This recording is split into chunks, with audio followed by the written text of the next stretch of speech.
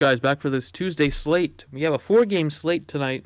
It's been a while since we had a really small slate, so we have only 4 games tonight. Last night, the value plays did pretty good, like Shelvin Mack, Beverly.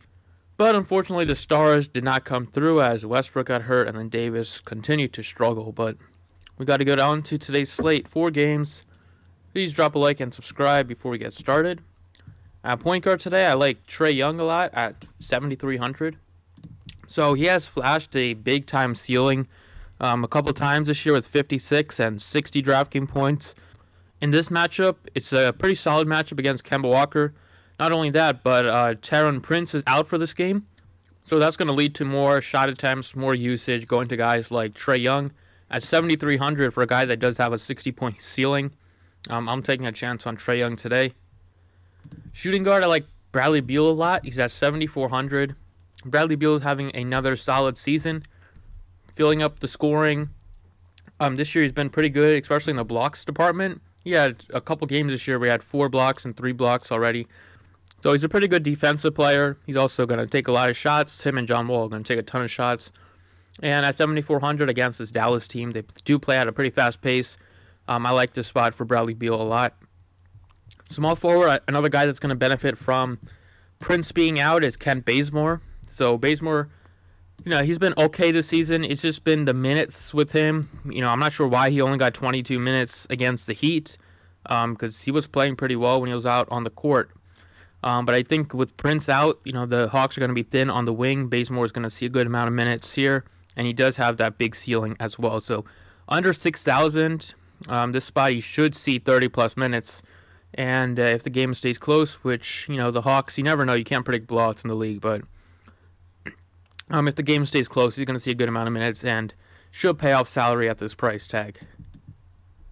At center, I like Jusuf Nurkic. Nurkic has been playing very well, even though sometimes he doesn't see minutes.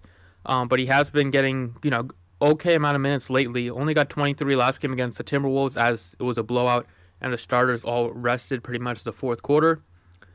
This matchup, hopefully, we'll see around 28 to 30, and in those amount of minutes, he's still going to be able to crush value because he's a permanent monster and gets a double-double almost every game, and he gets a good amount of shot attempts off, and also is a good defensive player. So this matchup against the Bucks, they are pretty bad against centers.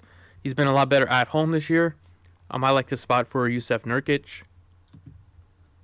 At the guard position, I like Dennis Smith at 57. So on the other side of this game, I like Dennis Smith at 5,700. Pretty cheap compared to other guys like Luka Doncic, who's like 73. Much rather take the savings for a guy like Dennis Smith, who should be able to easily pay off this salary. He's hit for over 30 DraftKings points many times this year. We're only looking for about 32, 33 out of him to hit value. Hit 6x value here. I think there's a good chance he can get that done. Should see a good amount of minutes. The Mavericks do play a pretty tight rotation. And he's just been scoring the ball very well this season.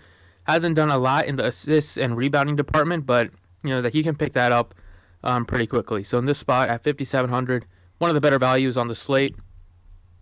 And then give me Dwight Howard at 61. So I still can't get over this price tag for Howard. First 2 games with the Wizards, he hasn't done anything great. 28 and 28. Only got 3 rebounds against the Thunder, which was pretty concerning. Watching the game against the Knicks, Howard plays out on the wing sometimes when they're pulling the ball up, so that is definitely weird. But I still at 6,100, not going to get a lot better value at center than Dwight Howard. Last season, he was crushing it with the Hornets, putting up like 40s and 50 DraftKings points. He had a stretch of games where he put up like 50 and 40, like 10 games in a row. Last season with the Hornets, he's going to be getting back up to speed soon.